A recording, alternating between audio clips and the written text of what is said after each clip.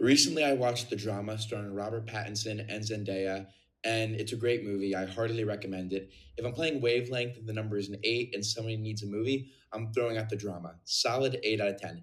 Very funny, especially if you like dark humor.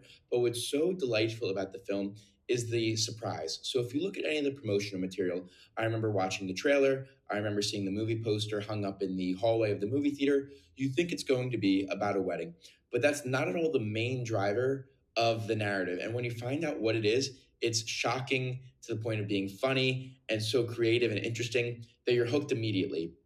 So it's like this bait and switch narrative, very similar to Parasite, where you think Parasite's about this poor family swindling the rich family, but then you find out there's a guy living in the basement, and that derails the entire narrative. So very similar in that regard. I don't want to spoil the surprise, but I'll give an analogy of like what the movie's kind of asking and something like that. So imagine you have this great childhood friend. You guys play together, you play baseball together, you go to each other's houses every other day. You're 10 years old, you have the best times. But then he moves away and you don't hear from him for 30 years. But finally he reaches out and he's like, dude, I just got your number. We have to hang out this weekend, live up the old times, come over. And you're so excited, you're pumped, you're like, hell yeah, let's do it. You then arrive to his house and you find out it's Joseph Stalin.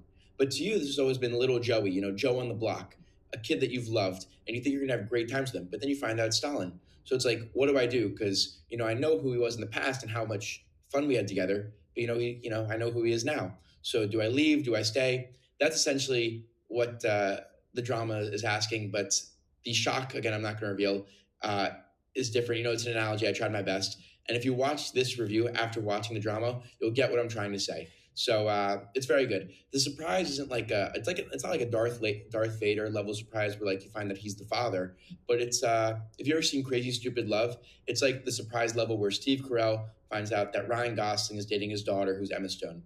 That's the level we're at. If you get the reference, you know what I'm talking about. In terms of acting, Robert Pattinson, great job. I was very surprised. I never saw Twilight. I saw him in the Batman, but this is a completely different role. He's like an anxiety-ridden character, and we kind of see the movie from his perspective. So as an audience, we're also very anxious watching the movie. So it almost gave me the same feelings like a Safdie brother film. So if you like Marty Supreme, if you like Uncut Gems, being uncomfortable in the audience, you get that same atmosphere and environment.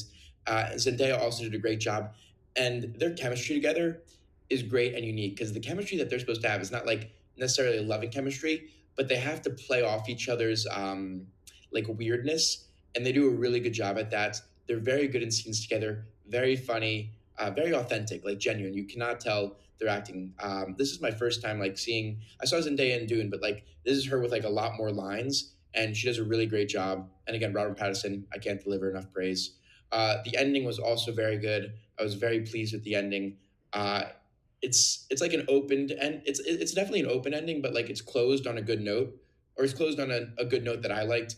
And I'm glad how the movie ended. Yeah, I really don't have many complaints for it.